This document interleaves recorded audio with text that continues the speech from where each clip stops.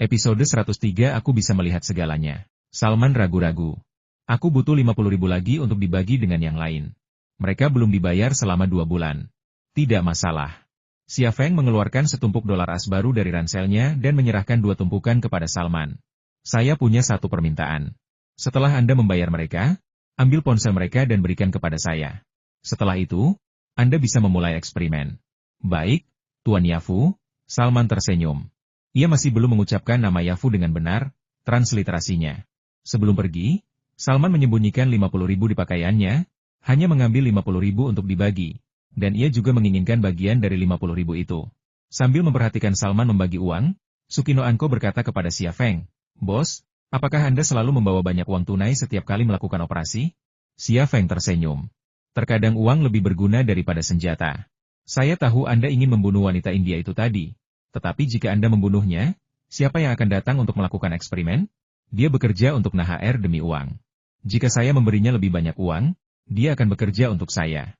Apa yang kau katakan masuk akal, tapi kurasa uang 100.000 MU tidak akan cukup untuk membeli hasil yang kau inginkan. Ketika seseorang mati, ia memang mati. Tidak ada kemungkinan untuk dibangkitkan. Semua orang di sini, termasuk NHR, hanyalah Frankenstein yang aneh. Kalaupun kita gagal, tidak apa-apa. Anggap saja ini seperti pertunjukan kembang api." Sukino Anko berkata. Dunia orang kaya sungguh sesuatu yang hanya sedikit orang yang bisa memahaminya. Salman segera berurusan dengan staf lain di lab, dan mereka sepakat untuk segera memulai eksperimen reinkarnasi dan menyerahkan ponsel mereka. Di satu sisi, ada bos yang belum membayar mereka selama 2 bulan, dan di sisi lain, ada uang tunai yang akan membutuhkan waktu bertahun-tahun untuk dikumpulkan. Orang waras manapun akan membuat pilihan seperti itu, terutama karena orang yang menyuap mereka tidak berniat jahat dan hanya ingin menyaksikan eksperimen mereka. Siapa yang tidak ingin menghasilkan uang sebanyak itu? Di bawah komando Salman, hampir semua peralatan di lab diaktifkan. Jasad Gu Kewen dikeluarkan dari wadah kacanya dan diletakkan di meja operasi tangan suci. Salman sendiri yang mengoperasikan tangan suci untuk memperbaiki saraf yang rusak di leher Gu Kewen. Ia mempelajarinya. Hanya setelah 1 kali pengamatan, harus diakui bahwa pemahaman Salman cukup maju. Sementara tangan suci sedang memperbaiki saraf leher Gu Kewen, Xia Feng tak kuasa menahan diri untuk menyentuh betis Gu Kewen. Sentuhan itu membuatnya tertegun. Otot betis Gu Kewen masih elastis dan hangat, bahkan tidak ada tanda-tanda mayat. Biasanya, setelah mati begitu lama, kulit dan ototnya seharusnya sudah lama kehilangan elastisitasnya. Xia Feng mengikuti mereka ke sudut lain laboratorium dan tiba di dekat 2 mayat perempuan. Kedua mayat perempuan itu telanjang, tubuh mereka memiliki keindahan yang memikat. Mereka tidak tampak seperti mayat melainkan karya seni yang sangat indah. Rasa ingin tahu Xia Feng muncul, ia mengulurkan tangan dan menyentuh betis si pirang lagi. Rasanya lembut, lentur, dan bersuhu normal. Ia kemudian menyentuh tubuh wanita Xia itu, merasakan hal yang sama. Bagaimana mungkin? Jantung Xia Feng berdebar kencang. Tatapannya beralih ke Ningjing, dan ia segera menghampirinya. Ningjing berbaring diam di meja operasi yang dingin, terhubung dengan kabel dan kateter yang sama dengan kedua wanita lainnya. Tidak seperti wanita lainnya, dadanya sedikit naik turun, respons alami terhadap pernapasan. Ia masih hidup, kulit dan ototnya hangat dan lentur seperti orang normal. Meskipun mengetahui hal ini, Xia Feng tak kuasa menahan diri untuk tidak mengulurkan tangan dan meremas lengan wanita itu. Bertanya-tanya, apa perannya dalam eksperimen ini? Reinkarnasi itulah masa depan orang mati. Mengapa ia, makhluk hidup, harus bereinkarnasi? Tuan, tolong jangan sentuh mereka. Seorang peneliti mendekat dan berkata kepada Xia Feng. Xia Feng akhirnya tersadar dan mengangguk. Saya hanya ingin tahu. Kapan Anda akan mulai? Setelah Nona Salman selesai memperbaiki saraf mayat wanita itu, dialah intinya. Kita tidak bisa hidup tanpanya, kata peneliti itu. Ada apa dengannya?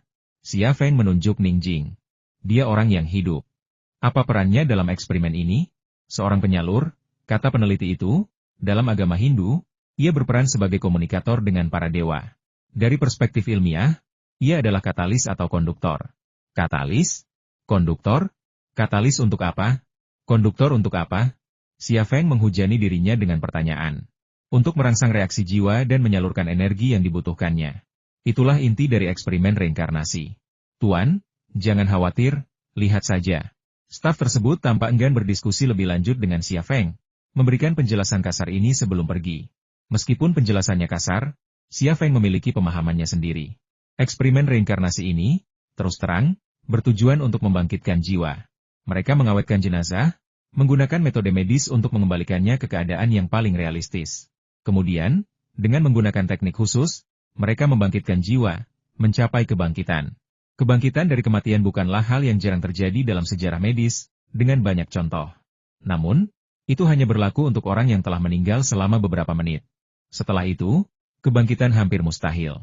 Mengenai jiwa, konsepnya bahkan lebih ilusif, dan belum ada yang membuktikan keberadaannya. Konsep jiwa sebenarnya hanya ada dalam karya-karya keagamaan dan sastra.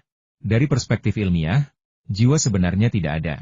Jadi, bagaimana mungkin sesuatu yang tidak ada dapat dihidupkan kembali melalui cara-cara ilmiah? Tunggu. Tepat ketika Xia Feng hendak menyangkal hasil analisis ini berdasarkan pemahamannya sendiri, ia memikirkan sebuah keberadaan yang unik. Jika tidak ada jiwa, lalu siapa Putri Yongmei Ju Xuanyue? Saat itu, Salman mendekat. Tuan Yafu, saya telah memperbaiki sarafnya. Kita akan segera memulai eksperimen. Xia Feng menenangkan pikirannya yang kacau. Kalau begitu, mulailah. Aku tidak sabar untuk menyaksikan keajaiban ini. Kau akan mendapatkan apa yang kau inginkan, karena kita pasti akan berhasil kali ini. Salman terdengar yakin. Hati Xia Feng tergerak. Kau telah gagal selama 15 tahun. Mengapa kau pikir kita akan berhasil kali ini? Salman ragu sejenak, lalu mendekatkan diri ke telinga Xia Feng dan berbisik. Demi uang itu, aku akan memberitahumu sebuah rahasia. Rahasia apa? Tuan Yafu, kata Salman dengan suara rendah. Apakah Anda percaya pada Tuhan? Ya, saya seorang Buddha, kata Xia Feng. Apakah Anda juga percaya akan keberadaan Tuhan? Tentu saja. Tuhan menciptakan segalanya, termasuk saya, kata Xia Feng serius. Kalau begitu, izinkan saya memberitahu Anda. Sebelum kami memulai eksperimen ini, Tuan Nahar dan saya mendengar suara Tuhan. Suara Tuhan? Jantung Xia Feng berdebar kencang. Apa isinya?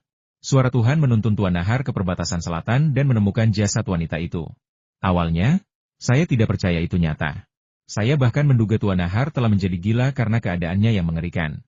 Tetapi kemudian kami pergi ke gunung bersalju itu dan benar-benar menemukan jasad wanita itu. Anda tahu, dia telah meninggal selama berhari-hari, tetapi dia masih hangat. Kepingan salju jatuh di wajahnya dan meleleh.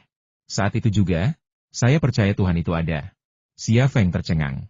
Ia selalu bertanya-tanya bagaimana jasad Gu Kewen bisa berakhir di sana, dan kini Salman punya jawabannya. Salman menganggapnya sebagai tuntunan ilahi, tetapi ia tahu suara yang didengar Nahar hanyalah suara Ju Xuanyue. Tepat saat ia mengendalikan Ningjing untuk menuruti perintahnya. Ini sama sekali bukan tuntunan ilahi. Ju Xuanyue lah yang mengendalikan Nahar, dan bahkan Salman yang ada di hadapannya ini. Aku berlutut di sampingnya, aku bersujud menyembah. Lalu, aku mendengar suara Tuhan. Mata Salman dipenuhi kesalehan, tampak menakutkan. Apa yang kau dengar? Ia mengatakan kepadaku bahwa seorang perempuan Eropa berambut pirang akan mati, dan seorang perempuan Asia berambut gelap akan mati. Ia memberitahuku lokasinya dan memintaku untuk membawa kembali jasad-jasad itu. Apakah suara yang kau dengar itu suara seorang dewi? Xia Feng hendak mengatakan perempuan, tetapi ia berubah pikiran. Ya, suara seorang dewi. Apakah jasad-jasad yang ia minta kau bawa kembali itu jasad kedua perempuan itu? Xia Feng menunjuk kedua jasad perempuan itu. Salman berkata, ya, kedua mayat wanita itu. Aku tidak bisa menjelaskannya. Tetapi setelah aku mengikuti instruksinya dan tiba di lokasi itu, wanita Eropa berambut pirang dan wanita Asia berambut gelap itu menyetir secara terpisah. Lalu, mereka meninggal tepat di depan mataku. Aku tidak tahu apa yang terjadi pada mereka, tetapi mereka meninggal secara tiba-tiba dan tanpa rasa sakit. Xia Feng bertanya dengan heran, tidak adakah yang curiga? Atau melakukan sesuatu? Seperti memanggil ambulans atau semacamnya? Kau belum pernah ke sana? Kau tidak mengerti situasinya. Itu tempat terpencil, 1 jam perjalanan ke desa terdekat. Tidak ada orang lain yang melihat mereka kecuali aku. Pikiran Xia Feng berkelebat dengan gambaran seorang wanita Eropa berambut pirang dan seorang wanita Asia berambut gelap, dibawa entah dari mana ke lanskap tandus dan kemudian tewas secara misterius. Rasanya seolah-olah kedua wanita ini telah melakukan perjalanan ribuan mil untuk datang ke sini khusus untuk mempersembahkan mayat mereka. Hanya memikirkannya saja membuatnya merinding. Aku sedang mengendarai truk berpendingin, dan aku membawa mayat mereka pergi. Mereka adalah pakaian yang dibutuhkan para dewa. Pakaian? Apakah itu yang dikatakan para dewa? Tentu saja, semua mayat wanita di sini adalah pakaiannya.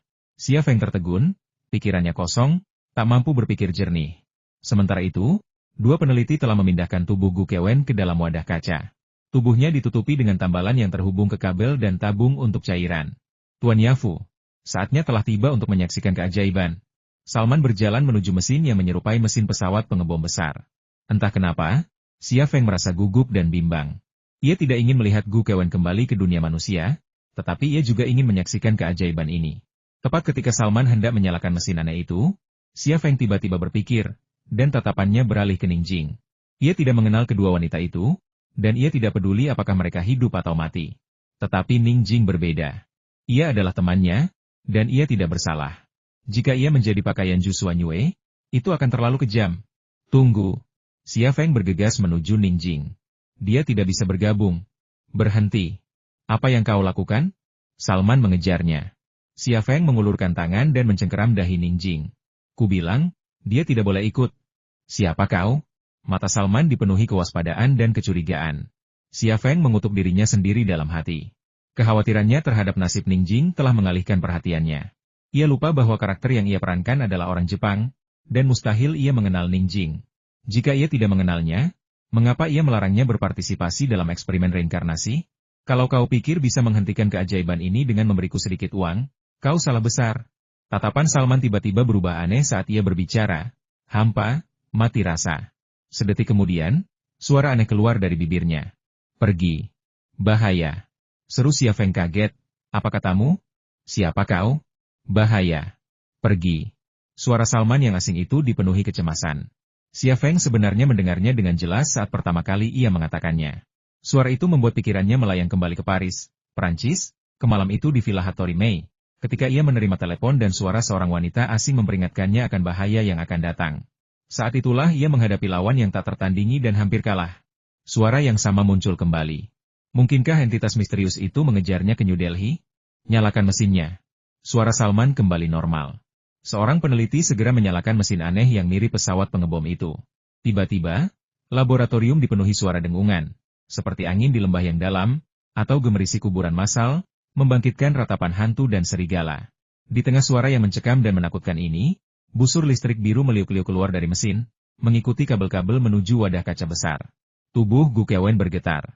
Kemudian, busur biru bercabang keluar dari wadah, memasuki tubuh si pirang, si rambut coklat, dan Ning Jing.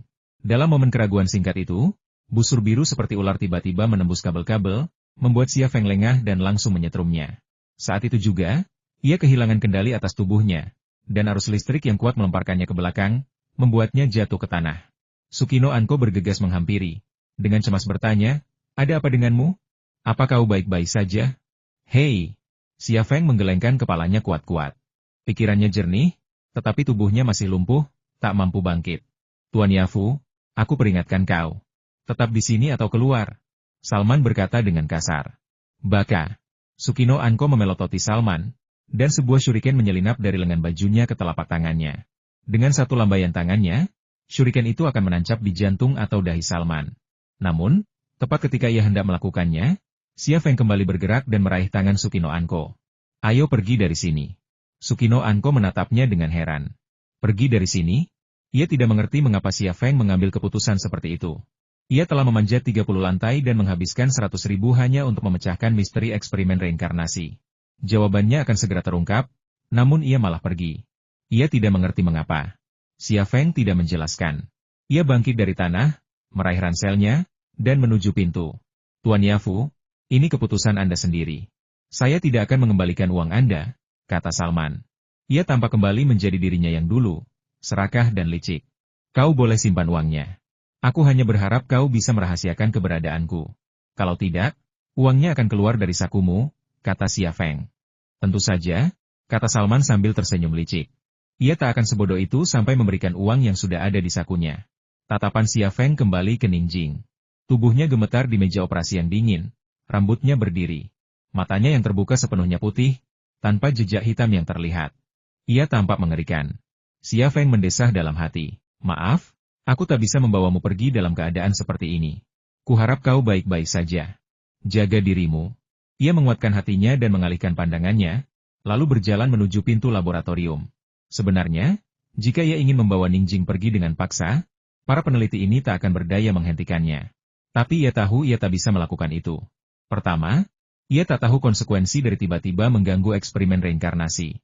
Kedua, ia sudah yakin Zhu Xuanyue terlibat, dan ia tak bisa ikut campur dalam urusannya. Jika Ning Jing ingin membunuhnya, bahkan jika dia membawanya pergi sekarang, itu akan sia-sia.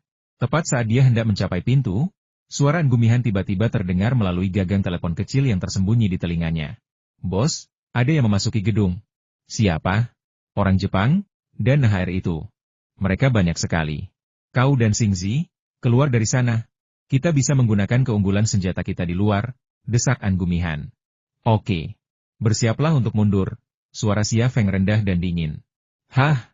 Mundur? Suara Gumihan dipenuhi keterkejutan. Ya? Bersiaplah untuk mundur. Xia Feng mengulangi instruksinya.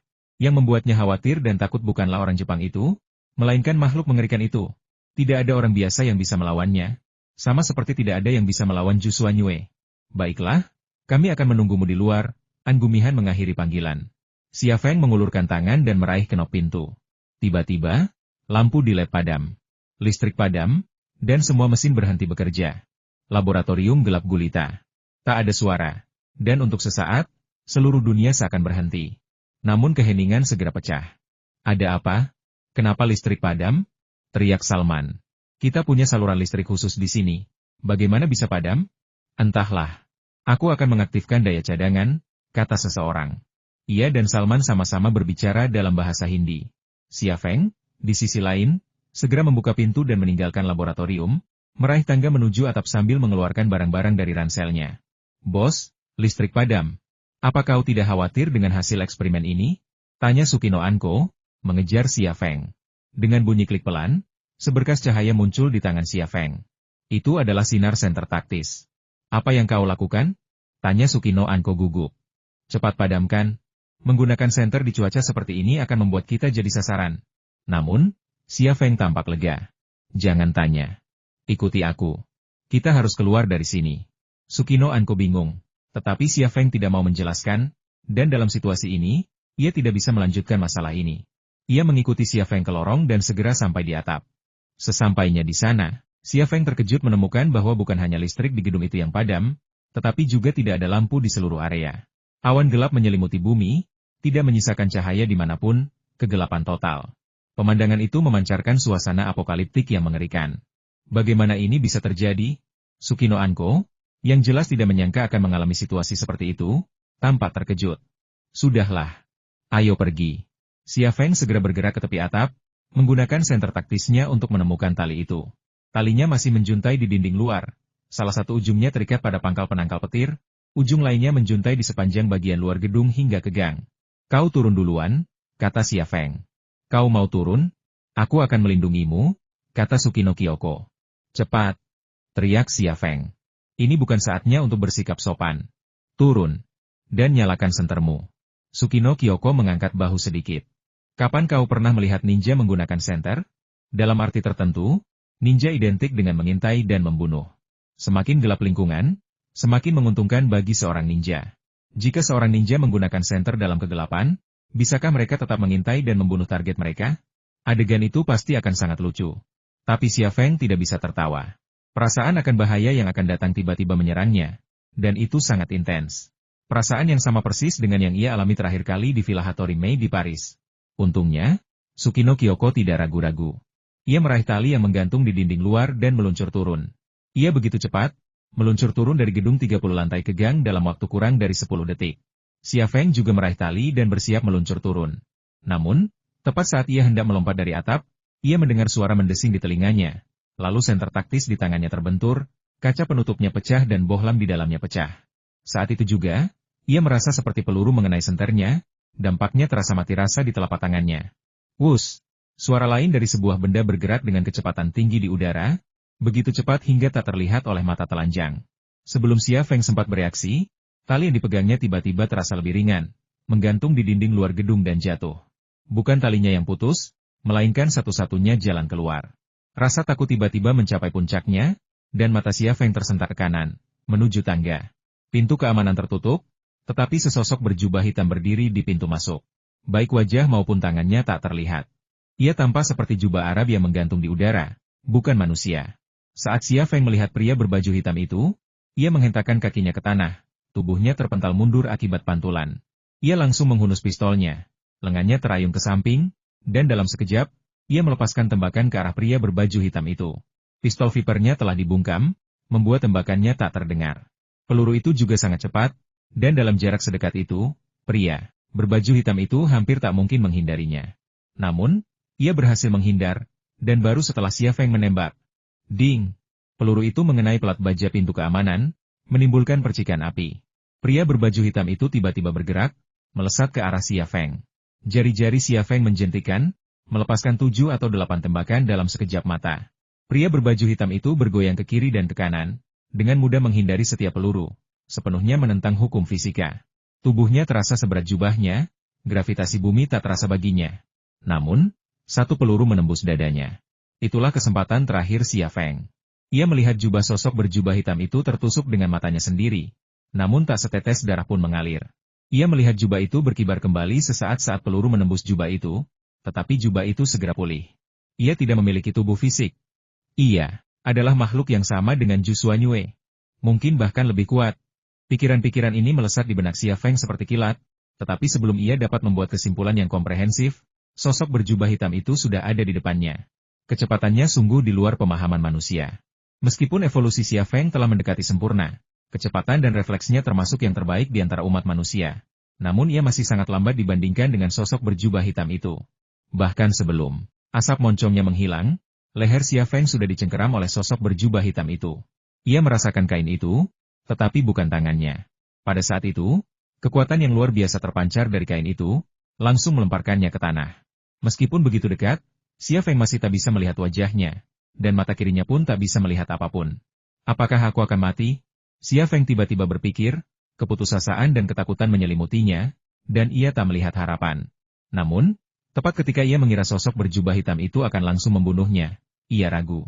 Dari balik tudung hitam, sepasang mata hitam pekat menatapnya, tatapan yang seolah menelan terangnya bulan dan bintang. Namun itu hanyalah ilusi. Kenyataannya, tudung hitam itu hanyalah hitam pekat yang pekat, tak lain hanyalah hitam. Siapa kau? Tanya Xia Feng ragu-ragu, suaranya bergetar.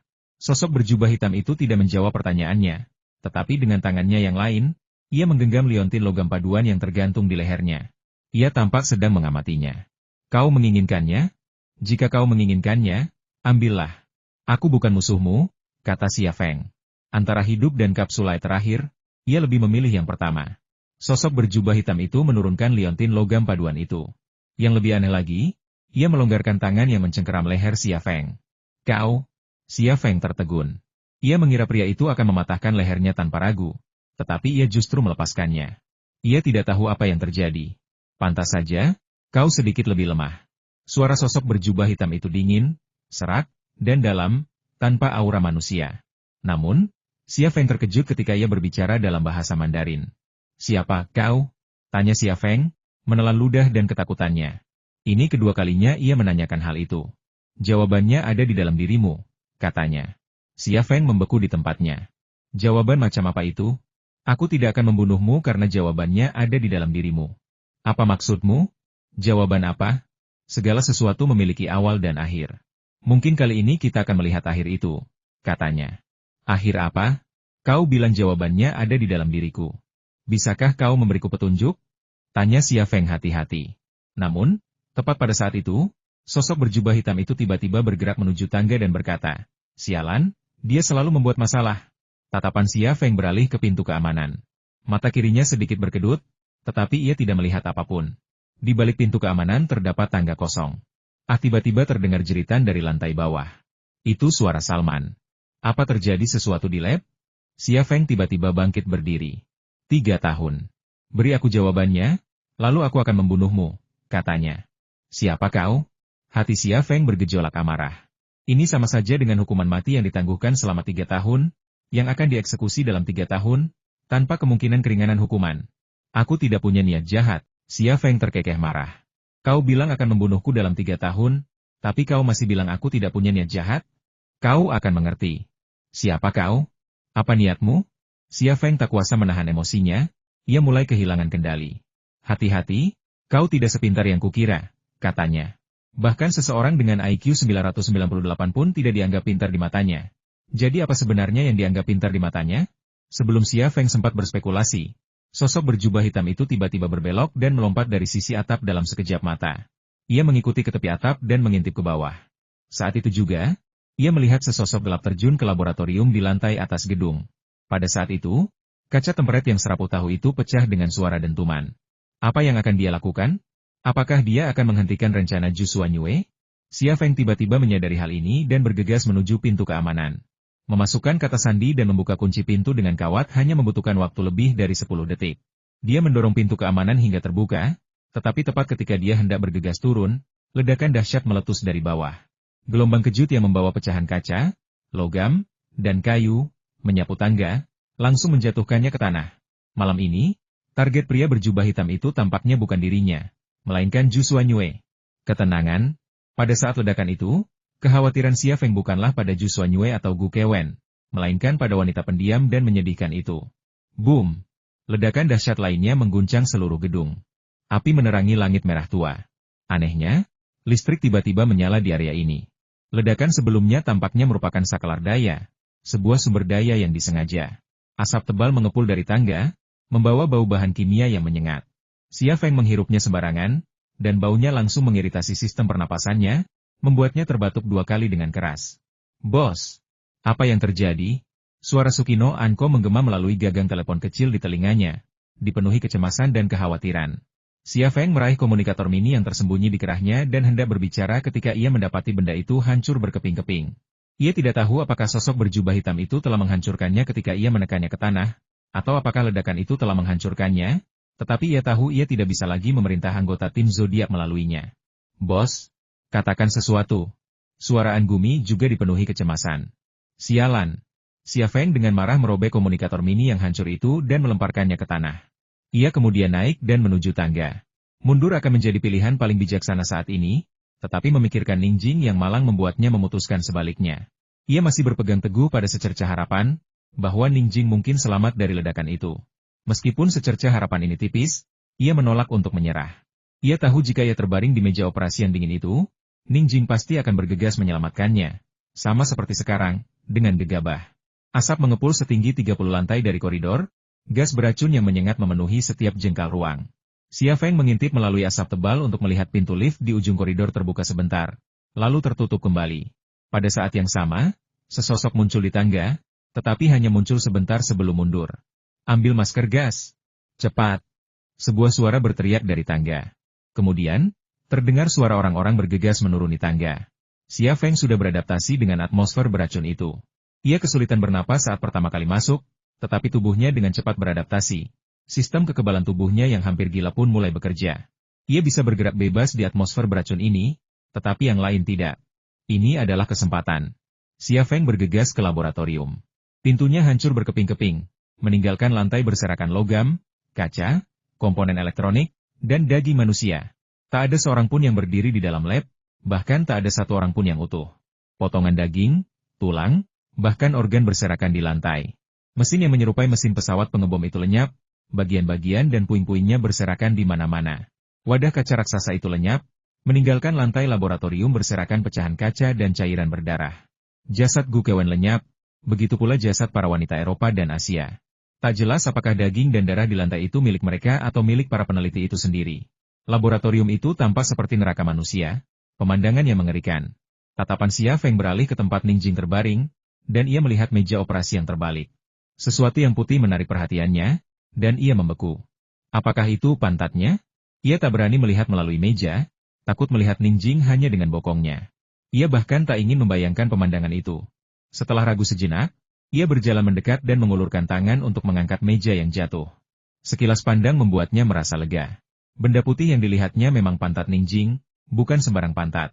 Ia meringkuk di tanah, berlumuran darah, seperti bayi yang baru lahir. Sungguh keajaiban. Ia satu-satunya orang yang utuh di lab. Selain dirinya, tak ada satu mesin pun, apalagi satu orang pun, yang utuh. Xia Feng membolak-baliknya berulang kali, jantungnya hampir copot. Ningjing terbaring di genangan darah. Meskipun tubuhnya utuh, wajahnya berlumuran darah, hampir tak dikenali. Ningjing, Ningjing, bangun. Xia Feng mengguncang bahunya. Batuk-batuk. Ningjing tiba-tiba terbatuk, lalu membuka mulut dan megap-megap. Ia masih hidup. Xia Feng tak berani menunggu lebih lama lagi. Ia mengangkat Ningjing dan segera berlari ke pintu laboratorium. Langkah kaki dan suara-suara bergema di koridor. Kenapa meledak di sini? Seseorang berkata dalam bahasa Jepang dari balik asap tebal. Entahlah, tapi kuharap orang itu ada di lab. Kurasa dia tewas dalam ledakan itu, kata seseorang. Tidak ada yang bisa memastikan dia ada di lab. Orang India itu hanya bisa membuktikan bahwa uang untuk memulai eksperimen itu dibayar oleh orang itu. Melalui arkeolog bernama Lin Jing. Apapun masalahnya, dia ada hubungannya dengan masalah ini, kata seseorang. Laboratoriumnya ada di depan. Hati-hati. Udara di sini beracun, seseorang memperingatkan. Langkah kaki itu semakin dekat. Keluarga Hattori telah tiba, di waktu yang paling tidak tepat. Sialan. Umpat Xia Feng dalam hati. Ia menarik napas dalam-dalam, tiba-tiba bergegas keluar dari pintu laboratorium sambil menggendong Ning Jing, dan bergegas menuju tangga menuju atap. Asap tebal ledakan mengaburkan pandangan, tetapi tak mampu meredam suara langkah kaki. Xia Feng mendekap Ning Jing dalam pelukannya, koridor dipenuhi pecahan kaca. Langkah kakinya berderak di sepanjang lorong, bunyinya cukup untuk membangunkan siapapun yang tertidur, apalagi klan Hattori yang selalu waspada. Sepertinya ada seseorang di depan. Seru seseorang. Siapa? Berhenti. Teriak seseorang. Baka. Kalau kau tidak berhenti, aku tembak. Seseorang mengokang senapan di tengah asap tebal. Xia Feng tak ragu atau berhenti. Sebelum orang itu sempat memastikan identitasnya dan mulai berteriak, ia sudah bergegas ke tangga di ujung koridor. Bang, bang, bang. Suara tembakan terdengar dari asap tebal, beberapa peluru menghantam dinding tangga. Kejar, teriak seseorang. Bang, bang, bang. Suara tembakan kembali terdengar, diikuti langkah kaki tergesa-gesa dari koridor. Xia Feng sudah bergegas keluar dari tangga, berhenti di pintu keamanan sebelum menutupnya dengan kakinya. Huf! Huf! Napas Ning Jing memburu, dadanya sesak. Ini adalah reaksi terhadap gas beracun yang mengiritasi saluran pernapasannya. Kondisinya sangat buruk dan ia membutuhkan perawatan medis segera. Xia Feng bergegas ke tepi atap. Harapan terbesarnya sekarang adalah Sukino Anko akan kembali dari bawah setelah kehilangan kontak dengannya. Bang, bang, bang.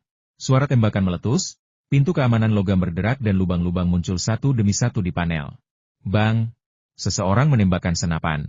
Kunci pintu keamanan terlepas, dan seseorang menendangnya hingga terbuka. Orang pertama yang bergegas ke atap adalah orang yang membawa senapan. Tetapi sayangnya, ia juga yang pertama tewas. Ia baru saja lolos dari pintu keamanan, bahkan nyaris kehilangan keseimbangan ketika sebuah peluru melesat dari arah Xia Feng, menembus kepalanya dengan presisi yang tak terbantahkan. Bang, bang, bang. Xia Feng memegang Ning Jing dengan satu tangan dan menembak ke arah tangga dengan pistol di tangan lainnya. Pelurunya langsung mengenai pria yang hendak keluar dari tangga. Itu Xia Feng. Terdengar suara seorang pria, dipenuhi kegembiraan dan kegelisahan. Tangkap dia. Dia hanya punya pistol. Keluar. Teriak seseorang. Xia Feng ketakutan. Hanya dengan pistol, ia tak bisa bertahan lebih lama lagi. Lebih buruk lagi, Ning Jing sangat membutuhkan perawatan darurat. Setiap detik penundaan hanya akan memperburuk kondisinya. Ia putus asa karena skenario yang ia harapkan tidak terwujud. Sukino Anko tidak naik dari atap. Ia mungkin telah mundur menyusuri gang lalu menyerbu pintu masuk utama gedung bersama anggota tim zodiak lainnya. Ini adalah hal terakhir yang ingin dilihatnya, karena ia tidak punya waktu untuk menunggu anggota tim zodiak lainnya tiba dan membantunya. Seorang pria bersenjata lain keluar dari balik pintu keamanan. Laras senapan Xia Feng bergerak sedikit, dan sebuah peluru meletus, mengenai kepala pria bersenjata itu, sebuah tembakan di kepala lagi. Akurasinya begitu tinggi hingga ia sendiri takut pada dirinya sendiri. Tepat saat ia menyesuaikan senapannya untuk menghabisi penembak yang mendekat, sebuah senapan mesin ringan mengintip dari sisi pintu. Xia Feng jatuh tersungkur ke tanah, dan Ning Jing jatuh terbanting ke lempengan beton atap. Dadada, rentetan peluru menyerempet punggung Xia Feng. Serang! Teriak seseorang. Dua pria bersenjata tiba-tiba muncul dari balik pintu keamanan, menembaki Xia Feng yang sedang berlari. Kedua pria bersenjata itu dipersenjatai dengan senapan mesin ringan berkecepatan sangat tinggi, dan rentetan peluru itu langsung membuat Xia Feng tak mampu mengangkat kepalanya. Dalam sepersekian detik ia terjepit oleh tembakan musuh, dua pria bersenjata lainnya muncul dari balik pintu keamanan. Keterampilan mereka melampaui pasukan khusus elit, dan koordinasi taktis mereka sempurna. Jelas sekali mereka adalah prajurit elit klan Hattori. Wus! Dua kilatan dingin tiba-tiba melesat melewati Xia Feng. Itu adalah dua shuriken ninja. Cahaya dingin itu meleset, yang satu mengenai sasaran. Penembak terakhir yang keluar dari ruangan tertusuk shuriken di dada. Tanpa bersuara sedikit pun, ia jatuh ke tanah. Secara refleks, jarinya menarik pelatuk, dan rentetan peluru meleset dari Xia Feng, tetapi secara tidak sengaja mengenai salah satu rekannya. Pria malang itu berhasil menghindari shuriken, tetapi tidak mengenai tembakan tersembunyi rekan satu timnya, dan jatuh ke tanah dengan peluru di punggung. Lebih baik, takut menghadapi lawan yang seperti dewa daripada rekan satu tim yang bodoh.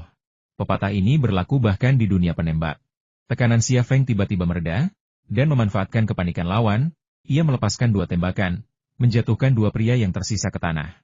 Xia Feng berbalik dan melihat Sukino Anko, wanita yang baru saja datang untuk menyelamatkannya. Sukino Anko melompat dari tepi atap, tali yang putus masih terikat di pinggangnya. Apa yang terjadi? Mata Sukino Anko terpaku pada pintu keamanan yang terbuka, tetapi tidak ada yang bergegas keluar. Ayo kita keluar dari sini dulu. Mata kiri Xia Feng sedikit berkedut, lalu ia melanjutkan, masih ada seseorang yang bersembunyi di balik pintu, tapi bala bantuan mereka hampir tiba. Cepat sambungkan talinya, kita tidak punya banyak waktu. Sukino Anko berkata sambil menyambungkan tali, jangan khawatir, pasukan kita sudah siap. Ia menunjuk ke sebuah bangunan di sampingnya. Angumihan dan Saimu sudah menyiapkan posisi penembak jitu di sana. Alessio dan Erdemutu akan menyerang dari depan bangunan. Kita sebenarnya bisa melawan dan menghabisi anggota klan Fubu. 2 penembak jitu, 2 penyerang di pintu masuk utama di lantai bawah, dan dirinya serta Sukino Anko di lantai dasar, menyerang dari 3 sisi. Ini memang kesempatan untuk menghabisi anggota klan Hattori. Namun Xia Feng tidak bisa mengambil keputusan seperti itu, karena Ningjing sudah tidak punya waktu lagi. Mundur, Xia Feng memutuskan. Kenapa? Sukino Anko menatap Xia Feng dengan heran. Xia Feng menunjuk Ningjing, yang meringkuk di tanah. Dia sekarat. Komunikatorku rusak. Segera hubungi Alessio dan Erdemutu, suruh mereka menghentikan serangan dan bantu kita mundur. Juga, suruh Angumihan dan Saimu memblokir pintu keluar atap. Siapapun yang muncul harus segera dibunuh. Oke, kau duluan saja dan aku akan melindungimu, kata Sukino Anko. Ia menghunus pistol vipernya dan mengunci tangga menuju atap. Xia Feng mengangkat Ningjing dan menggendongnya di bahunya. Satu tangan memegang pinggangnya erat-erat untuk mengamankannya, sementara tangan kanannya yang bebas mencengkeram tali dan meluncur turun ke tanah. Kakinya melilit tali, mengurangi gesekan dan beban keduanya. Ia baru saja meluncur ke tengah gedung ketika suara tembakan terdengar dari atas. Keluarga Hattori telah menyerang Sukino Anko. Sebuah jeritan menggema di langit malam di tengah suara tembakan. Itu suara seorang pria. Xia Feng menggunakan tangan dan kakinya untuk mempercepat penurunannya. Saat kakinya menyentuh tanah di gang, sesosok tubuh meluncur turun dari atas. Sukino Anko meluncur turun dari tali secepat kilat. Satu tangan menggenggam tali saat kakinya melesat di sepanjang dinding luar gedung. Rasanya seperti akan jatuh, namun ia berlari dengan keyakinan yang begitu teguh. Dalam hitungan detik, Hattori Mei meluncur dari atap ke tanah. Awas! Xia Feng tiba-tiba mendorong telapak tangannya ke dada Sukino Anko. Sukino Anko terhuyung mundur 3 langkah. Boom! Sesosok tubuh tiba-tiba jatuh dari atap, jatuh ke tanah. Sebuah peluru senapan runduk telah merobek separuh kepalanya di atap. Peluru itu kemudian mengenai lantai beton yang keras, dan separuh sisanya meledak seperti semangka, hanya menyisakan kulit kepala. Bahkan Xia Feng yang haus darah pun tak kuasa menahan diri untuk tidak muntah melihatnya. Sukino Anko akhirnya tersadar dan mendongak, rasa takut membuncah di perutnya. Ia tahu betul jika Xia Feng tidak mendorongnya, jatuh dari lantai 30 saja sudah cukup untuk membunuhnya. Pergi. Xia Feng mengangkat Ningjing dari bahunya, menggendongnya, dan segera berlari menuju pintu keluar gang. Sukino Kyoko mengikutinya dari dekat. Entah kenapa, ia masih memikirkan dorongan Xia Feng. Sirena melengking meraung dari kejauhan. Tidak jelas apakah itu polisi New Delhi atau truk pemadam kebakaran. Entah itu polisi New Delhi atau pemadam kebakaran, kekacauan di gedung ini akan membutuhkan waktu untuk mereka bersihkan. Mereka hampir sampai di pintu keluar gang dalam sekejap mata, tetapi Xia Feng tiba-tiba berhenti. Saat ia berhenti, Sukino Kyoko, seolah merasakan bahaya yang mendekat, menghentikan langkahnya. Ia dan Xia Feng berpegangan pada dinding, menggunakan tiang listrik di dekatnya sebagai tempat berlindung. Xia Feng, kau tidak bisa kabur. Seseorang berteriak dalam bahasa Jepang. Suara langkah kaki berdesir dan sosok-sosok bergerak di pintu keluar gang. Mata kiri Xia Feng sedikit berkedut. 3 di kiri, 2 di kanan. Menyerah. Ada yang ingin bertemu denganmu. Teriak seseorang. Xia Feng berbisik. Xingzi, apa kau tidak memberitahu Alessio dan Erdemutu? Mereka seharusnya sudah di sini untuk menyambut kita. Entahlah, aku sudah. Sukino Anzi juga cemas. Musuh hanya memblokir pintu keluar dan tidak menyerang. Sekalipun ia dan Xia Feng jago menembak, mereka tak berdaya. Kekuatan ular berbisa itu tak mampu menembus dinding dan mengenai sasaran. Polisi datang, kalian tak punya banyak waktu. Teriak seseorang lagi di pintu masuk gang. Xia Feng juga berbicara dalam bahasa Jepang. Orang dari keluarga Fubu itu ingin menangkapku tapi tak berani muncul. Apa kau takut dibunuh olehku? Kau seperti kura-kura. Apa Hattori Mei juga ikut? Percayalah, dia jago diranjang. Tak ada orang yang bisa menoleransi kata-kata seperti itu. Tapi Hattori Yueren bisa menoleransinya. Ia tidak muncul, dan ia bukan salah satu dari 5 orang yang menghalangi jalan keluar gang.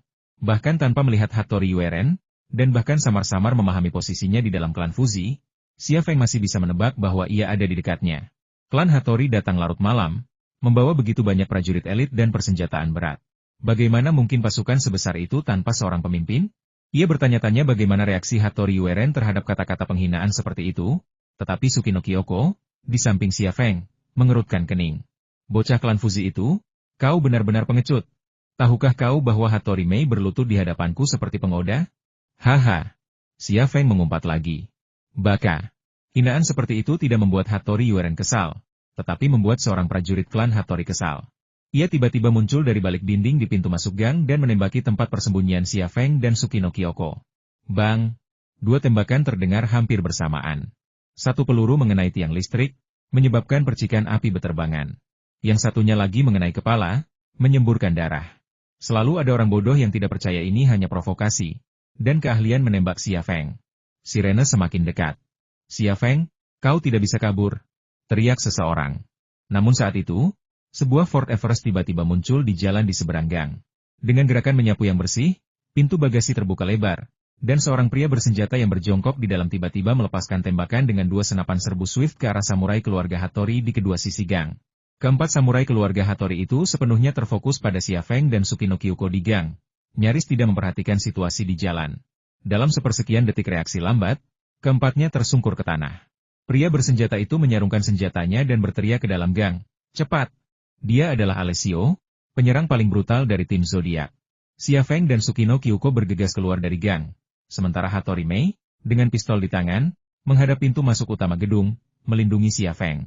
Bagaimanapun, ia sedang menggendong seorang wanita, dan mustahil baginya untuk melawan sambil berlari. 2 pria bersenjata tiba-tiba menyerbu keluar dari gerbang gedung. Namun, sebelum Alessio dan Tsukino Anko sempat melepaskan tembakan, kedua pria bersenjata itu jatuh ke tanah bersamaan. Penyebab kematiannya sama, keduanya kehilangan separuh kepala akibat tembakan senapan runduk, dan tewas seketika. Tak seorang pun berani menyerbu keluar gedung lagi, kecuali ia ingin berdansa dengan kematian. Xia Feng bergegas ke bagasi Ford Everest, menggendong Ningjing ke dalam mobil, lalu masuk. Hattori Mei berlari kencang dan masuk ke bagasi tepat saat Xia Feng masuk. Erdemutu memindahkan gigi dan menginjak pedal gas, dan Ford Everest melesat maju. Alessio mengulurkan tangan dan menurunkan pintu bagasi. Tepat saat pintu mobil hendak menutup, mata kiri Xia Feng menangkap pantulan di sebuah pilar. Pilar itu dilapisi tembaga, kilaunya memantulkan seseorang. Terpantul cahaya, pantulan itu adalah seorang pria dan seorang wanita, keduanya familiar baginya. Salah satunya adalah Hattori Mei, pemimpin klan Hattori yang nyaris lolos dari pegunungan salju Tawang sebelumnya, pemuda berjubah biksu.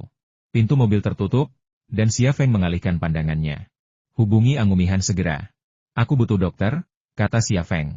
Alessio kemudian berbicara ke komunikatornya, monyet, bos butuh dokter. Segera atur. Suara Angumihan menggema melalui komunikator, aku akan segera mengaturnya. Kalian kembali ke tempat aman. Aku dan kelinci akan segera ke sana. Setelah panggilan berakhir, Alessio bertanya dengan khawatir, bos, apakah Anda terluka? Xia Feng menggelengkan kepalanya. Itu dia. Dia butuh dokter. Tatapan Alessio beralih ke Ningjing, tetapi sebelum ia sempat melihat lebih dekat, Xia Feng melemparkan mantelnya ke tubuhnya. Kemudian, Xia Feng menarik Ningjing ke dalam pelukannya, menggunakan tubuhnya untuk menghangatkannya. Untungnya, Fort Everest memiliki banyak ruang, dan sofa baris ketiga telah dilipat rata. Memberinya ruang yang cukup untuk melakukan manuver ini, membuat Ningjing merasa lebih nyaman. Ningjing masih belum menunjukkan tanda-tanda bangun, napasnya lemah, seolah-olah akan berhenti kapan saja. Xia Feng menghela napas dan mengalihkan pandangannya ke jendela belakang. Sayangnya, mobil sudah berbelok di tikungan, dan ia tidak bisa lagi melihat bayangan pemuda itu dan Hattori Mei. Di lobi gedung kantor pusat perusahaan bioteknologi Qiangli. Oke, kita bisa pergi sekarang, kata Hattori Yueren.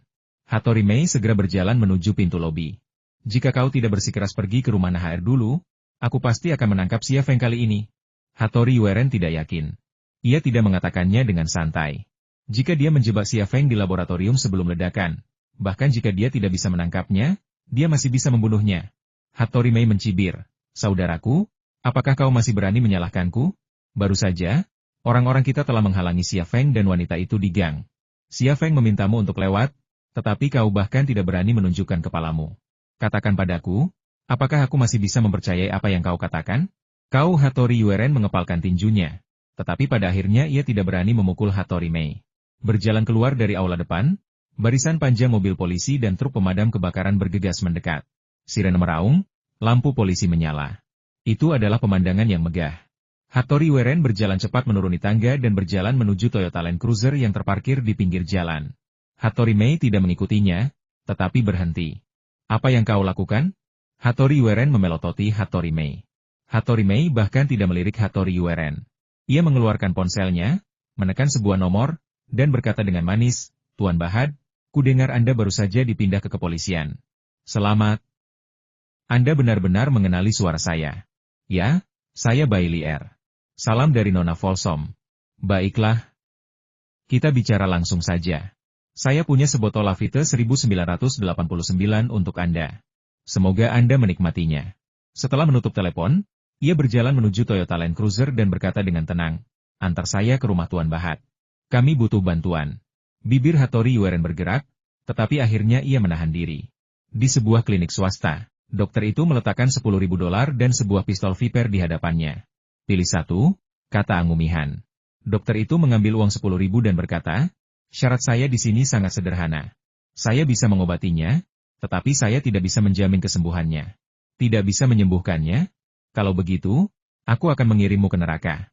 Angumihan mengambil pistol dari meja dan mengarahkannya ke kepala dokter.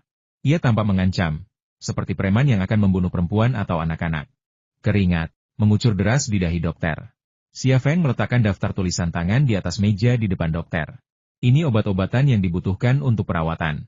Jika Anda tidak punya, panggil seseorang untuk mengirimkannya. Dengan ini, Anda bisa menyembuhkan teman saya." Dokter itu melirik daftar itu dan mengangkat telepon di atas meja untuk menelepon. Bahkan ketika dokter klinik sedang meminta obat, Xia Feng sudah mulai mengambil obat-obatan yang diperlukan dari lemari obat klinik.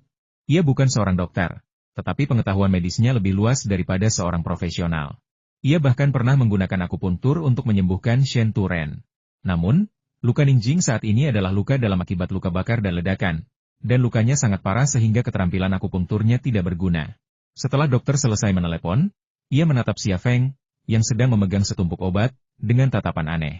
"Pak, apakah Anda juga seorang dokter? Jaga mulut Anda.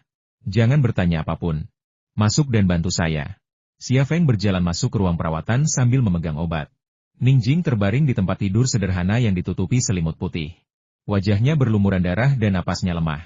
Kondisinya masih memprihatinkan. "Saya pasti akan menyembuhkan Anda dan membawa Anda pulang," kata Xia Feng dalam hati. Operasi pun dimulai. "Pak, bagaimana Anda bisa mengidentifikasi cedera tulang wanita ini tanpa röntgen?" "Pak, astaga, Anda pasti kepala ahli bedah di rumah sakit besar, kan?" "Pak, saya belum pernah melihat Anda mengoperasi seperti ini sebelumnya.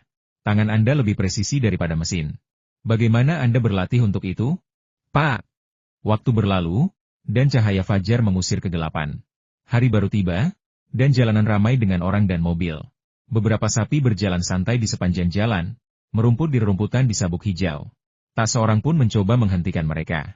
Di India, sapi dianggap hewan suci, bebas melakukan apapun sesuka hati. Operasi Ningjing telah selesai, dan ia praktis terbungkus seperti mumi. Ia tidak terbangun dari bius, tetapi kondisinya telah stabil. Xia Feng dan Angumihan membawanya keluar dari klinik dan menempatkannya di bak truk kecil. Di dalam, anak buah Angumihan telah menyiapkan tandu medis. Truk itu melaju ke jalan, menuju pinggiran kota. Tempat perlindungan pertama telah ditinggalkan, dan Angumihan telah menyiapkan tempat perlindungan baru. Di dalam truk, Xia Feng menatap wajah Ningjing yang terbungkus kain kasa, tenggelam dalam pikirannya. Ia ingin tahu apa yang terjadi di laboratorium tadi malam, tetapi bagaimanapun ia menganalisis dan berspekulasi, ia tidak dapat menemukan jawaban yang dapat diandalkan. Ia dipenuhi pertanyaan. Di Paris, sosok berjubah hitam itu jelas-jelas membuat gerakan menebas, berniat membunuhnya. Namun kali ini, sosok berjubah hitam itu jelas bisa saja membunuhnya, tetapi ia memilih untuk tidak melakukannya. Lebih jauh lagi, sosok berjubah hitam itu jelas tahu tentang kapsul AE tetapi belum mengambilnya. "Mengapa? Dalam 3 tahun, beri aku jawaban, lalu aku akan membunuhmu." Itulah pesan yang ditinggalkan oleh sosok berjubah hitam di atap. Sosok berjubah hitam itu menginginkan jawaban. Jawaban apa? Dan mengapa 3 tahun? Sosok berjubah hitam itu rupanya telah memasuki laboratorium di lantai 30 ketika ia pergi, dan kemudian sebuah ledakan terjadi di sana. Apa yang terjadi kemudian? Ia telah menggagalkan rencana reinkarnasi Zhu Xuanyue. Apakah dua makhluk dengan pangkat yang sama terlibat dalam pertempuran? Lalu, mengapa semua orang, bahkan tubuh dan mesin, dihancurkan, sementara hanya Ningjing yang masih hidup? Pertanyaan-pertanyaan ini menusuk hati Xia Feng seperti duri yang tak tercabut, membuatnya merasa tersiksa. Bos, apa langkah kita selanjutnya? Tanya Angumihan. Xia Feng berkata, jaga keselamatan selama beberapa hari. Setelah kondisi Ningjing membaik, kita akan menemukan jalan kembali ke Tiongkok. Juga, suruh orang-orangmu di New Delhi menyelidiki aktivitas polisi. Keluarga Hattori pernah menyuap tentara India sebelumnya, jadi tidak ada jaminan mereka tidak akan menyuap polisi. Angumihan berkata, tidak masalah, aku akan menyuruh orang-orangku mengumpulkan informasi. 2 jam kemudian, sebuah truk kontainer kecil tiba di sebuah desa. Desa itu sederhana, dengan rumah-rumah rendah dan bobrok. Sekelompok anak-anak kotor mengejar truk itu, dan Angumihan memarahi mereka beberapa kali sebelum mengusir mereka. Akhirnya, mobil tiba di sebuah halaman pertanian di ujung desa. Seorang wanita muda India yang cantik menyambut semua orang dengan hangat. Angumihan merangkul pinggangnya dan mencium pipinya. Setelah menghabiskan waktu di 2 tempat persembunyian, Xia Feng akhirnya mengerti bahwa yang disebut tempat persembunyian itu hanyalah rumah para wanita Angumihan. Namun Angumihan jelas memiliki lebih dari satu wanita. Ia pasti memiliki lebih banyak lagi. Setelah menetap, Xia Feng makan pilaf yang disiapkan oleh tuan rumah, mandi, dan kembali ke kamarnya.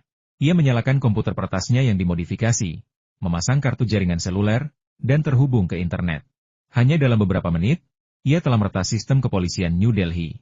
Ia melihat informasi bahwa kepolisian New Delhi telah mengklasifikasikan ledakan dan penembakan di markas Strong Biotech tadi malam sebagai serangan teroris dan telah meminta intervensi unit anti-terorisme India, Resimen Komando Udara ke-62.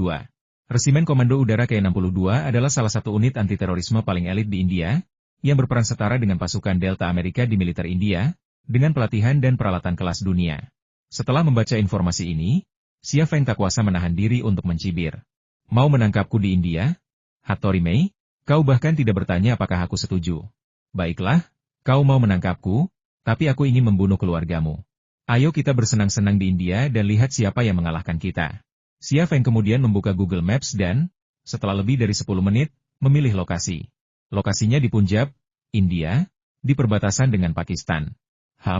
Rintis seorang perempuan dari kamar sebelah. Itu adalah wanita Angumihan, erangannya terdengar berlebihan, seperti orang yang kelaparan dan tiba-tiba menemukan makanan lezat. Kemudian terdengar dari teranjang kayu dan napas Angumihan yang terengah-engah. Dinding kayunya tidak kedap suara, dan Xia Feng mengerutkan kening mendengarnya.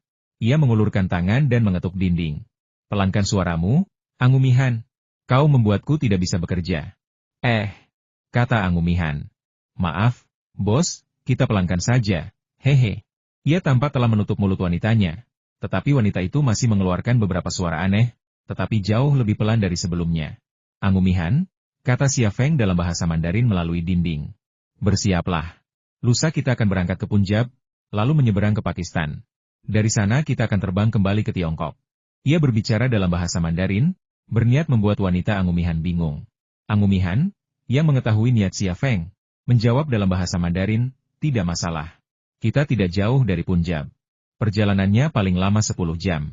Juga, aku perlu menyuap polisi. Menyuap polisi? Suara Angumihan terdengar berat karena terkejut. Aku butuh dia untuk menyampaikan pesan untuk kita. Pesan apa? Informannya punya informasi intelijen bahwa kita diam-diam melarikan diri ke Punjab, bersiap memasuki Pakistan, lalu terbang kembali ke Tiongkok dari Pakistan. Ini, bos, bukankah ini mengkhianati keberadaan kita?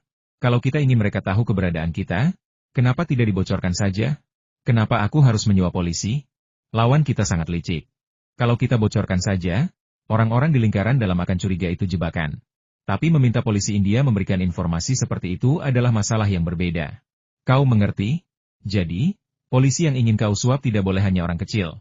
Mereka harus orang yang sangat penting. Sebaiknya seseorang yang bertanggung jawab atas pekerjaan intelijen.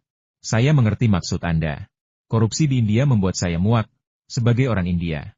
Di India, hampir tidak ada polisi yang tidak bisa disuap.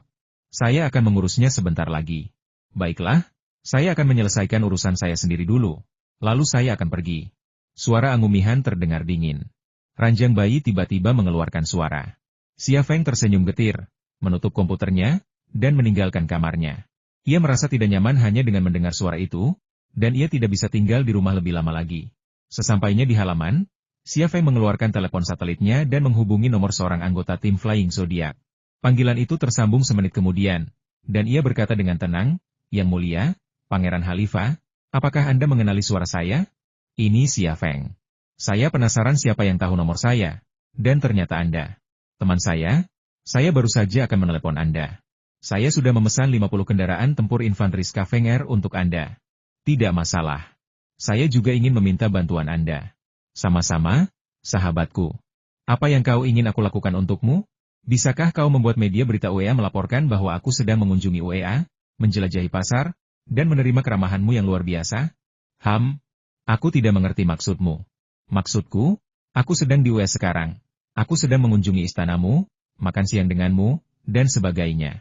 Soal foto-fotonya, boleh diedit beberapa, kan? Hehehe begitu, tidak masalah. Terima kasih, sahabatku. Aku akan mengirimkan tank-tank yang kau inginkan ke UEA. Selamat tinggal. Xia Feng menutup telepon. Erangan teredam terdengar dari ruangan di belakangnya.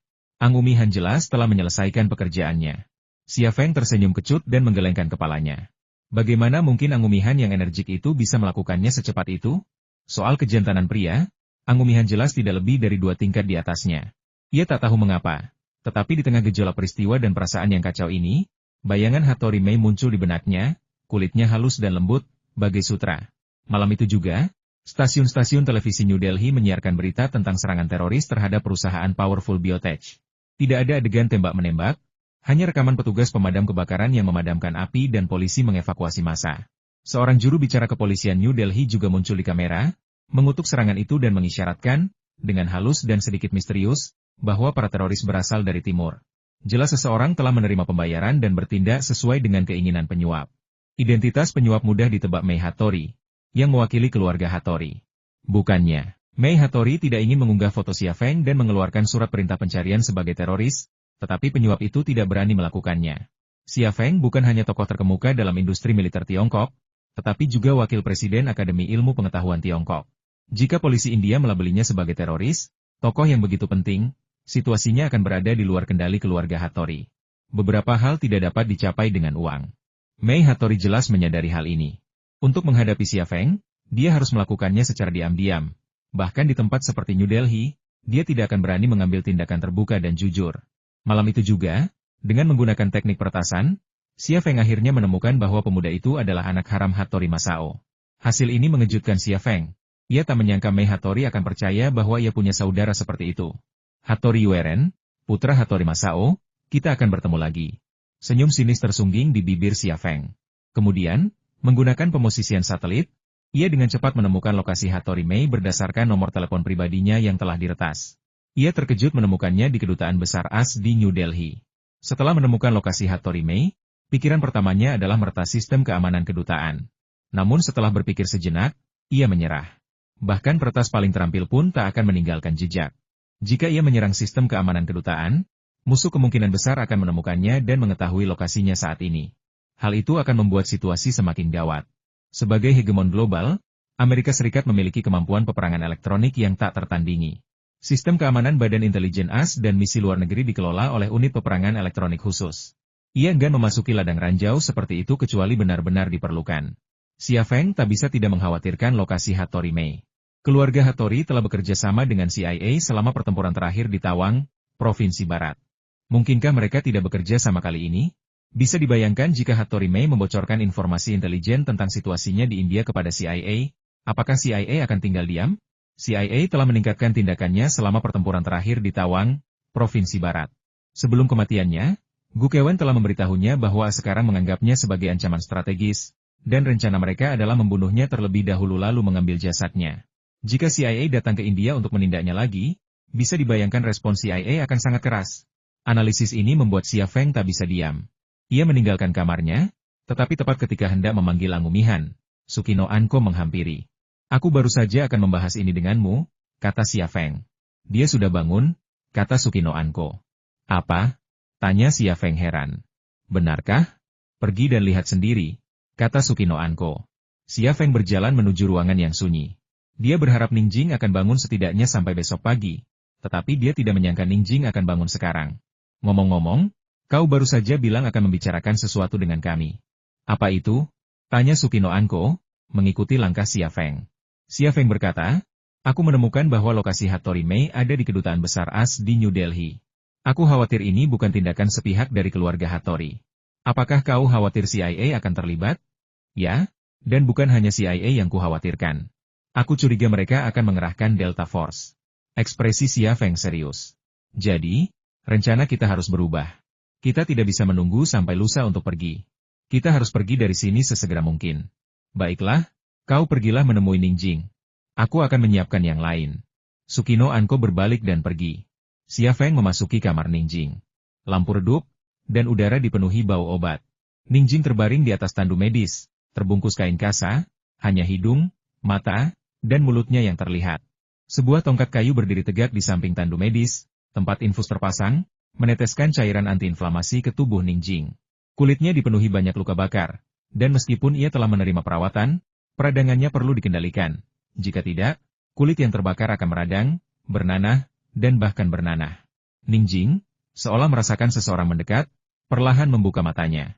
Ia menatap Xia Feng, bibirnya bergerak, tetapi hanya satu yang keluar. Xia Feng duduk di bangku kayu di samping tandu dan berkata dengan khawatir, tidak apa-apa. Kau aman sekarang. Kau akan sembuh dalam beberapa hari. Terlepas dari kata-katanya, hatinya terasa berat. Ia telah mengalami luka bakar yang parah, terutama di wajahnya, yang praktis membuatnya cacat. Luka bakar sebesar ini membutuhkan puluhan prosedur, baik besar maupun kecil, bahkan dengan operasi kosmetik, dan tidak ada jaminan pemulihan total. Ia begitu muda dan cantik, tetapi ia telah mengalami hal seperti itu. Bagaimana mungkin ia menghadapi sisa hidupnya? Kau, Ningjing akhirnya berhasil berbicara lebih jelas, tetapi hanya sepatah kata. Ia masih terlihat sangat lemah. Xia Feng menepuk punggung tangannya dengan lembut dan berkata, jangan khawatir, kau masih sangat lemah sekarang. Kau akan baik-baik saja dalam 2 hari. Ya, Ningjing mengucapkan kata lain. Xia Feng sedikit tertegun. Siapa? Ningjing mengucapkan kata ketiga. Kalimat ini benar-benar mengejutkan Xia Feng. Ini adalah kalimat pertama yang diucapkan Ningjing kepadanya setelah bangun tidur. Namun, entah ia Ningjing, atau Ningjing bersama Zhu Xuanyue, mustahil ia tidak mengenalinya. Mungkinkah ledakan di laboratorium merusak otaknya dan menyebabkannya kehilangan ingatan? Tapi bagi Zhu Xuanyue, bahkan jika mereka menembakkan meriam ke arahnya, itu tidak akan merusak otaknya, kan? Tapi jika ia hanya Ningjing, mustahil ia bisa selamat dari ledakan seperti itu. Melihat wanita yang terbaring di ranjang rumah sakit, yang wajahnya tak terlihat jelas, Xia Feng tiba-tiba bertanya-tanya siapakah dia? Ia menatap Ningjing, dan Ningjing pun menatapnya. Semenit berlalu. Siapa kau? Ningjing benar-benar mengucapkan kalimat itu dengan lengkap. Apa kau tidak ingat aku? Xia Feng menoleh. Aku Xia Feng, Xia Feng. Apa kau ingat aku? Ningjing menggeleng pelan, lalu berseru, siapa aku? Hah? Xia Feng kembali tertegun. Ia bahkan tak ingat siapa dirinya. Siapakah aku? Suara Ningjing terdengar lebih jelas dan lebih jelas, tanpa kelemahan seorang pasien kritis. Jantung Xia Feng berdebar kencang, dan mata kirinya sedikit berkedut. Perban kasa yang menutupi tubuh Ningjing perlahan menghilang. Ia segera melihat kulitnya, bekas luka bakarnya. Bekas luka adalah tanda bahwa lukanya hampir sembuh. Biasanya, luka bakarnya membutuhkan waktu setidaknya 10 hingga 20 hari untuk sembuh. Tapi ia melakukannya hanya dalam 20 jam. Lukanya tidak hanya sembuh dengan cepat, tetapi semangatnya juga pulih dengan cepat. Hal ini terlihat dari caranya berbicara. Ia baru saja bangun dalam keadaan sangat lemah, tidak mampu mengucapkan satu kalimat pun, tetapi hanya dalam beberapa menit ia telah pulih sepenuhnya, mampu berbicara sepenuhnya. Berbagai pikiran berkelebat di benak Xia Feng, dan ia semakin ragu dengan wanita di hadapannya. Ia mencoba menggunakan kemampuan clairvoyance-nya untuk melihat wajahnya, tetapi wajahnya penuh bekas luka, sehingga mustahil untuk melihat seluruh wajahnya. Dan jika ia menghilangkan bekas luka itu, yang bisa ia lihat hanyalah daging kulitnya belum pulih dengan baik. Kau Ningjing? Kata Xia Feng ragu-ragu setelah hening sejenak. Ningjing? Siapa Ningjing? Matanya tampak bingung. Zhu Xuanyue? Xia Feng mencoba lagi. Zhu Xuanyue? Siapa Zhu Xuanyue? Matanya semakin bingung. Xia Feng sedikit cemas. Apakah kau ingat apa yang terjadi di lab? Aku ingat hitam. Apakah itu orang-orang berjubah hitam? Tidak, langit hitam. Apakah kau ingat mayat-mayat itu? 3 mayat, Gu Kewen, seorang wanita berambut pirang, dan seorang wanita berambut coklat. Apakah ketiga mayat itu diledakkan? Kau berisik sekali, aku ingin tidur. Xia Feng merasa seolah-olah seseorang mencekiknya, tak mampu mengucapkan sepatah kata pun. Situasi Ningjing saat ini sangat tidak normal. Ia telah mengalami semua yang terjadi di lab secara langsung, tetapi ia tidak ingat apapun. Langkah kaki terdengar di luar pintu, diikuti oleh suara Sukino Anko. "Bos, kami siap."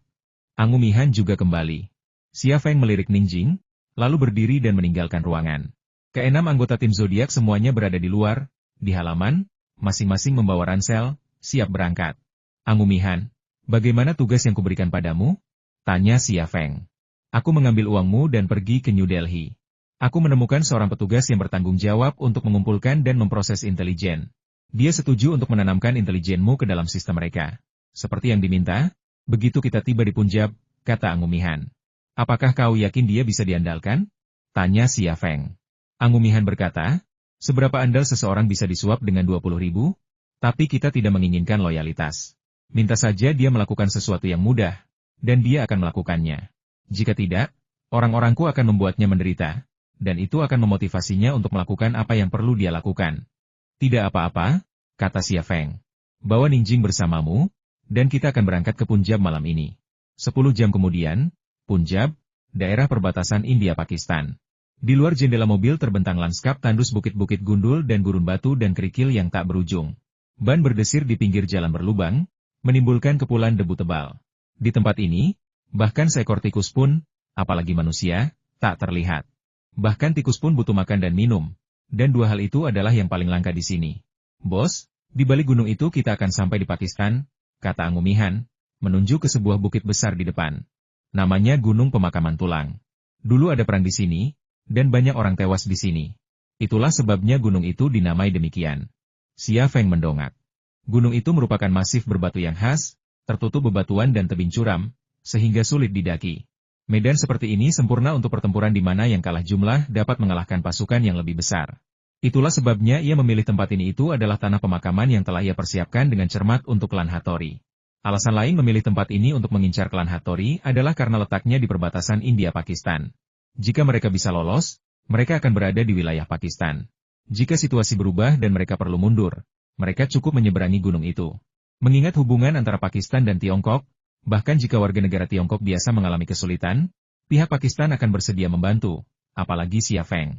"Angumihan, hubungi orang itu. Suruh dia menambahkan baris pada laporan intelijen yang mengatakan kita akan melewati gunung ini dan memasuki Pakistan dalam waktu 4 jam, kata Xia Feng. "Mengapa menambahkan itu?" Angumihan jelas tidak mengerti maksud Xia Feng. Xia Feng berkata, "Kemarin saya menelepon Pangeran Khalifah UEA dan memintanya untuk mendistribusikan laporan kunjungan saya ke UEA di media UEA. Amerika pasti tidak akan melewatkan laporan tersebut, dan mereka akan menyelidiki keasliannya. Dan di sini, keluarga Hattori pasti akan membocorkan intelijen saya di India kepada Badan Intelijen AS. Dengan cara ini, CIA akan memiliki 2 informasi intelijen tentang saya, satu di UEA dan yang lainnya di India. Dan CIA membutuhkan waktu untuk menyelidiki dan menganalisisnya. Dan saya hanya memberi keluarga Hattori waktu 4 jam, dan keluarga Hattori pasti akan datang, karena mereka juga perlu membuktikan kepada CIA bahwa situasi saya di India benar." Angumihan berkata, "Saya mengerti. Orang-orang CIA tidak punya cukup waktu untuk sampai di sini. Dan selama orang-orang CIA tidak ikut berperang, kita bisa menghabisi keluarga Hattori di sini. Bagaimana jika keluarga Hattori menyuap tentara India, dan militer India mengirimkan pasukan khusus untuk ikut berperang?" tanya Saimu. Alisnya sedikit mengernyit, jelas khawatir dengan situasi ini. "Jika pasukannya kecil, kita masih bisa mengalahkan mereka. Jika pasukannya besar, dan perbedaan kekuatannya signifikan, kita akan mundur," kata Xia Feng. Ia sudah mempertimbangkan hal ini. Sambil mengobrol, kedua SUV itu sampai di kaki gunung. Jalan yang hampir tidak bisa dilalui terputus, sehingga perjalanan lebih lanjut menjadi mustahil. Jalan ini awalnya merupakan jalan sementara yang dibangun oleh India selama Perang Indo-Pakistan untuk mengangkut pasukan dan senjata, dan tidak pernah dibangun di wilayah Pakistan. Semua orang turun, dan Angumihan pergi ke pinggir untuk memanggil petugas India. Xia Feng, dengan bantuan Sukino Kyoko, menggendong Ningjing turun. Mungkin sinar matahari telah mengiritasi matanya, dan Ningjing pun tersadar. Ia menopang dirinya di tempat tidur single dengan kedua tangan, matanya waspada mengamati orang-orang di sekitarnya. Akhirnya, tatapannya tertuju pada Xia Feng. "Xia Feng, kau mau membawaku kemana?" Xia Feng tertegun. 10 jam yang lalu, bukan saja ia tidak tahu siapa Xia Feng, ia bahkan tidak tahu siapa dirinya sendiri. Bagaimana mungkin ia bisa mendapatkan kembali ingatannya hanya setelah 1 perjalanan? "Xia Feng, Aku bertanya padamu, kau mau membawaku kemana? Nada bicara Ningjing sedikit tidak puas. Xia Feng akhirnya tersadar dan bergerak mendekatinya. Apakah kau akhirnya ingat siapa aku? Bahkan jika kau berubah menjadi abu, aku akan mengenalimu. Kau? Xia Feng kebingungan. Nada suaranya sama sekali tidak terdengar seperti Ningjing. Sejak mengenalnya, Xia Feng selalu menjadi wanita yang pendiam dan lembut, selalu berbicara dengan lembut kepadanya. Kapan ia pernah berbicara kepadanya dengan nada seperti itu? Bagaimana sikapmu? Tanya Sukino Anzi dingin. Bagaimana kau bisa begitu tidak tahu berterima kasih? Kakak tertuaku hampir kehilangan nyawanya saat menyelamatkanmu. Dan kau bahkan tidak mengucapkan sepatah kata pun terima kasih, tapi kau malah berbicara kepadanya dengan nada seperti itu. Dia menyelamatkanku? Dia kurang lebih membunuhku. Suara Ningjing masih seperti Ningjing, tetapi terasa seperti jiwa orang lain. Sukino Anzi hendak menegurnya, tetapi Xia Feng melambaikan tangannya. Ia menatap wajah Ningjing, mata kirinya sedikit berkedut, membangkitkan kewaskitaannya. Ia segera membuka kain kasa dan bekas luka, memperlihatkan wajah dengan kulit segar. Dan wajah itu adalah wajah Putri Yongmei, Zhu Xuanyue. Saat itu, pikiran Xia Feng serasa disambar petir. Sebuah pertanyaan yang sebelumnya luput darinya muncul di benaknya. Ia telah menemukan jasad Putri Yongmei di sebuah makam kuno di kota Baima Mingri di Afghanistan, dan juga di dasar laut di Jepang. Lalu, ada lukisan Leonardo da Vinci yang tergantung di rumah Mark Amin. Bajak laut perempuan dalam lukisan itu juga berwajah Putri Yongmei Zhu Xuanyue. Jadi begitulah ia dilahirkan. Terkadang kebenaran ada di dekat kita, terlihat dan nyata, namun kita sering mengabaikannya. Pertanyaan tentang tubuh Putri Yongmei justru seperti itu. Bagaimana mungkin seseorang memiliki tubuh yang sama melintasi ruang dan waktu?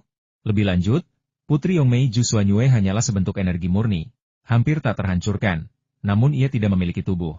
Untuk memiliki tubuh, ia harus mengambil tubuh orang lain, bahkan menggunakan cara-cara luar biasa untuk membentuknya menjadi bentuk yang diinginkannya.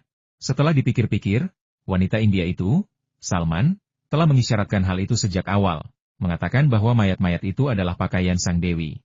Karena itu pakaian, mereka bisa dipotong dan dikenakan. Ledakan di laboratorium itu adalah penjahitan. Putri Yongmei membutuhkan beberapa pakaian yang dijahit sesuai spesifikasinya yang tepat. Jadi, apa peran sosok berjubah hitam itu dalam reinkarnasi Zhu Xuanyue? Sebuah kapal perusak? Atau sesuatu yang sama sekali berbeda? Mungkin hanya Zhu Xuanyue dan sosok berjubah hitam itu yang bisa menjawab pertanyaan ini. Pikiran-pikiran ini berkecamuk di benak Xia Feng. Setelah hening sejenak, ia berkata, apakah Gu Kewen itu sedang berbicara kepadaku? Gu Kewen? Matanya tiba-tiba kembali kabur. Ya, Gu Kewen, kau pasti ingat nama itu? Xia Feng terus bertanya. Ia memegangi kepalanya, tatapannya berubah total, nadanya berubah menjadi lembut dan tenang. Aku tidak ingin tahu. Aku tidak tahu. Kenapa aku tidak ingat apa-apa? Tapi aku merasa kau orang terdekatku di dunia ini. Kau tidak akan menyakitiku, kan? Xia Feng merasa tiba-tiba merasa tenang. Bawa aku pergi dari sini, oke? Ia meraih lengan Xia Feng, menatapnya dengan tatapan penuh kerinduan dan permohonan. Apakah kau Ningjing? Xia Feng kembali bertanya. Aku tidak ingat, tapi aku tetaplah siapapun yang kau pikirkan. Aku akan melakukan apapun yang kau katakan. Bawa aku pergi dari sini, oke? Aku tidak mau bersama mereka. Ia melirik Sukino Anko di sampingnya, bibirnya mengerucut. Sukino Anko berkata, Bos, ada apa dengannya? Apa otaknya meledak? Xia Feng berkata, pasti meledak. Lupakan saja, ayo kita naik gunung dulu, dan kita bicarakan di sana. Lalu ia dengan lembut mendorong Ningjing kembali ke atas tandu dan berkata, berbaringlah dengan tenang. Aku akan membawamu pergi dari sini sekarang, oke? Hehehe. Ia tiba-tiba mencibir, apa yang kau takutkan? Pasti ada yang mengejar, kan? Xia Feng, kau pasti tidak bisa kabur kali ini. Gu Kewen, kau kan? Xia Feng benar-benar bingung. Siapa Gu Kewen? Entah kenapa, aku langsung membencimu saat melihatmu. Kalau kau jatuh dan patah kaki, aku pasti senang sekali, katanya. Xia Feng? Kerak!